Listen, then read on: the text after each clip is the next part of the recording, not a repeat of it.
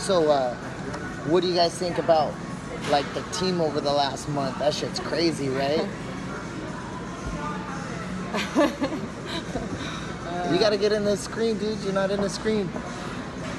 I'll slide it back. I'm just so happy for everybody that's worked so hard and everything's paying off. Even Diego, he didn't win his fight, but I think, you know, like, he worked so hard and you can tell, like, he's just growing as a fighter, you know. Yeah, Diego, man, I think he's gonna look back at that fight and learn a lot, you know. Like, if he would have just, like, let it all hang out, I think he would have knocked that guy out. Oh, no problem.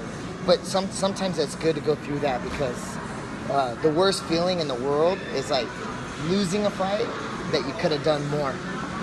Because it's one thing when you lose and you tried your hardest and you just got your ass kicked. Yeah.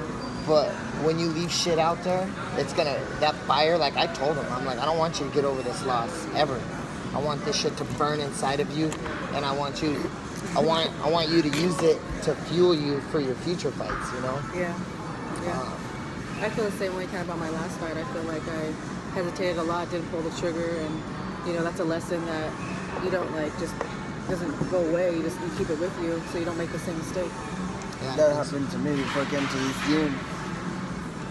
The 2 losses I had in the UFC before, they're still burning on me. That's why I don't let that shit happen again. I need one away, ever. No matter how many fights I win.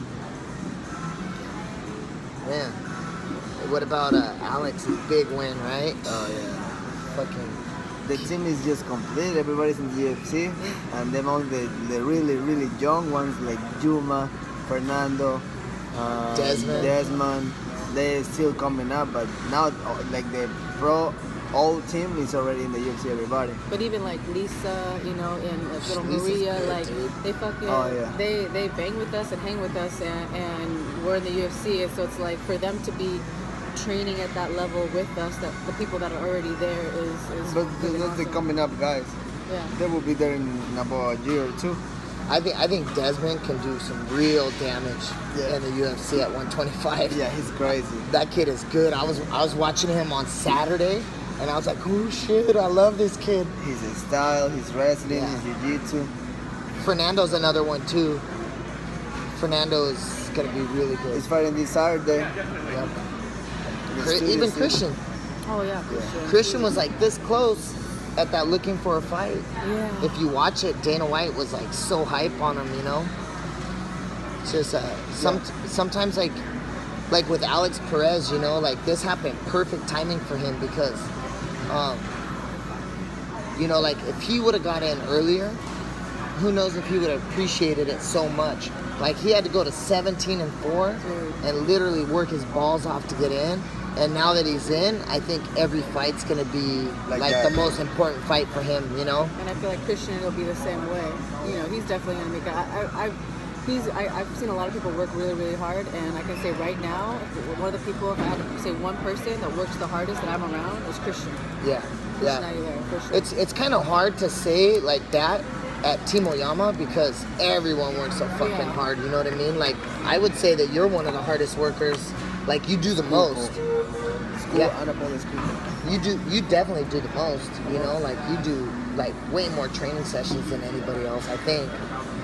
Christian's right there with me though. You know, I see his schedule and you know, like so he's a hard worker. I mean, like you said, everybody at Team Oyama works hard. A lot of stuff is in house, but me and Christian got other places we go to. You know. Yeah.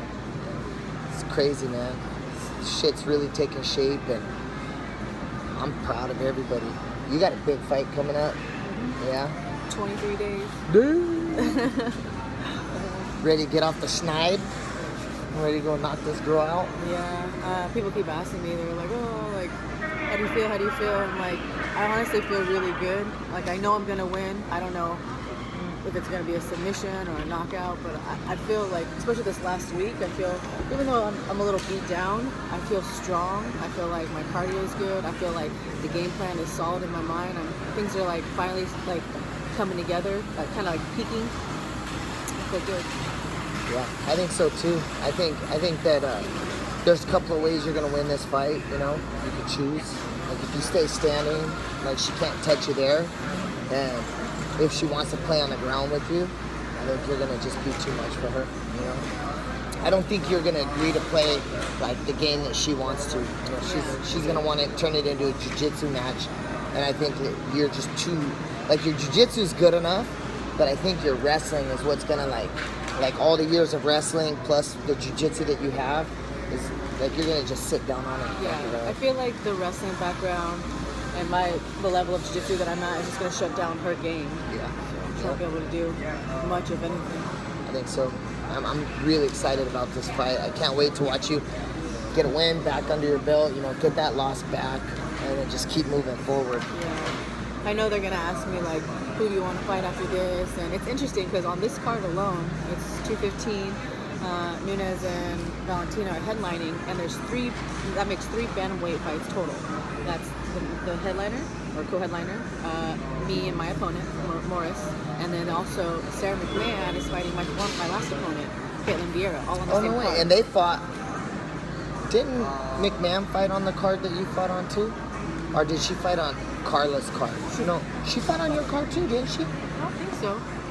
I'm pretty sure. Who'd she fight? She fought that girl from Extreme Couture. No, that wasn't my card. That was Gina Magani. Gina from Extreme Couture. Yeah, no, that wasn't my card. Was that Sweden? You saw her there? Because I saw Dennis Davis. Dennis Davis was like, hey, what's up, man? And I was like, oh, shit, sorry, dude. I can't remember what fight it was. Was it in England, maybe, with Chito? Yeah, she fought Gina because forget who pulled I was out. there. I was there for sure. And she took it on short notice and missed weight. Yeah. I really like Gina too. But that, I mean, opportunity came knocking and she answered, so good for her. Yeah. But I mean, you know, you take a fight against Sarah McMahon on short notice, Yeah. and you're like way heavy, and you gotta. I guess the weight cut was like brutal. I'd fight either one of those girls, whoever won, you know, it'd be a nice rematch. Or Sarah McMahon she's top 10 for sure. What is she like?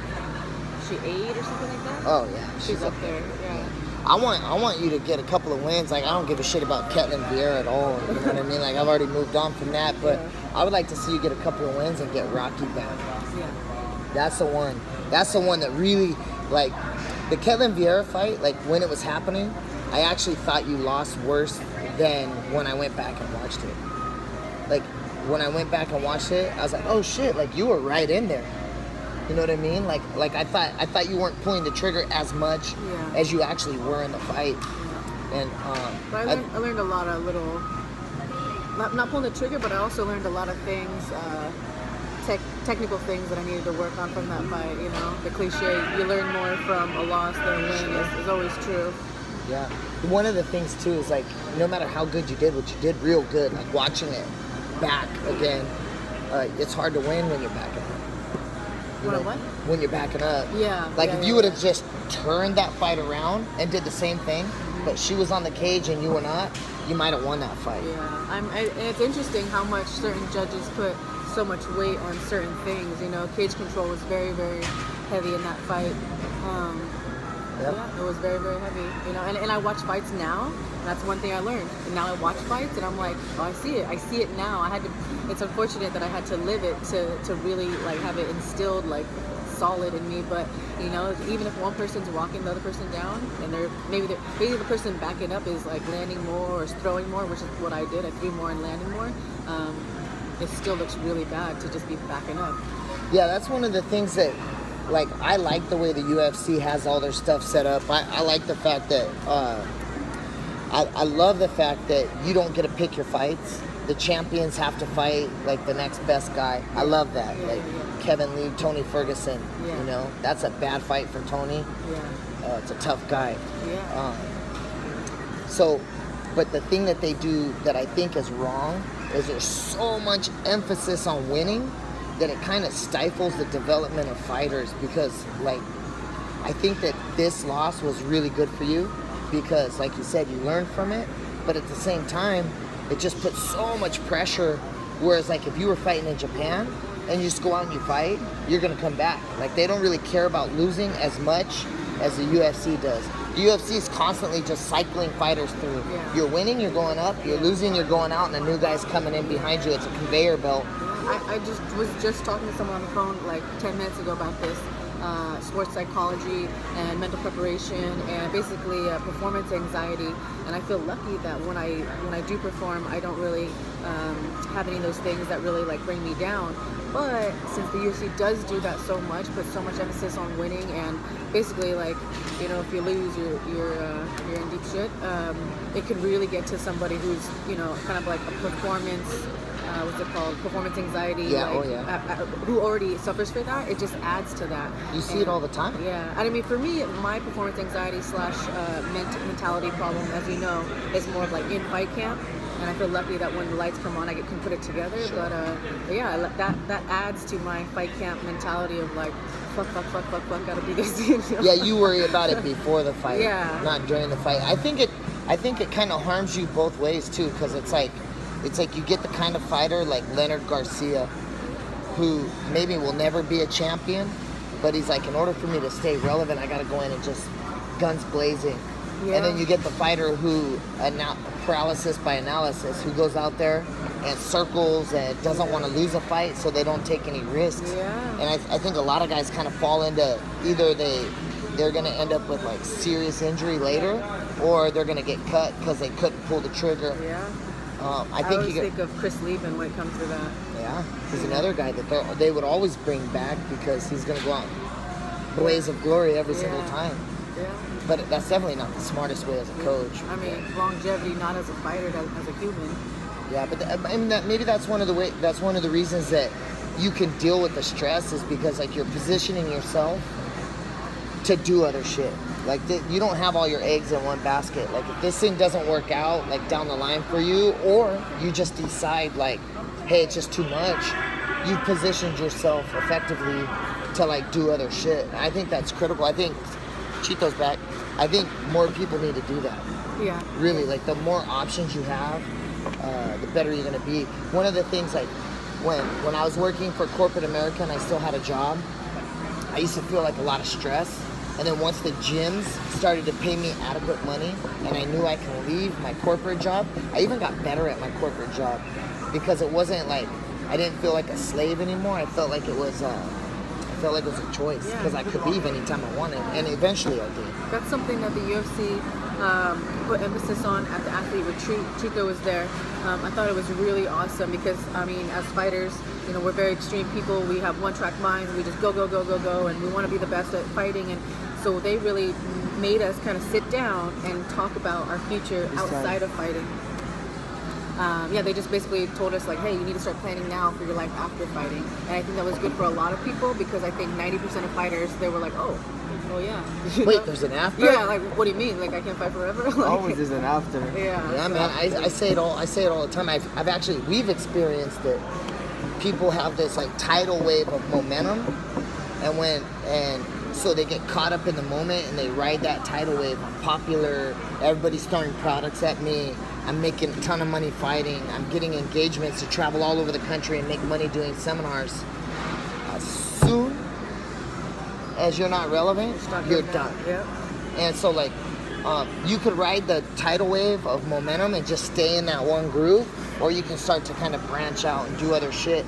And I think the most important thing that any fighter can learn is they gotta take the platform that they built through fighting, and they've got to diversify, come up with a product, come up with something, and not even MMA related. The smartest thing you can do is come up with a product that puts you into the casual market. Like most fighters want to open a gym.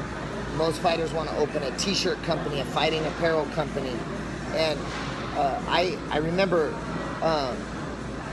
you lose your star power very quickly. So use it to get in the mainstream. That would be ideal. Because you're then bringing in a set of eyes that the average person doesn't have, you know? No average businessman has the eyes of an MMA fighter who's been in the cage, been there, done that. So I will open up a makeup company. You should. Vegan, right? Something like that. No, not vegan. Why? With a lot of animals in there. All right, guys, we're gonna get out of here. Peace. Bye, Practice world. time.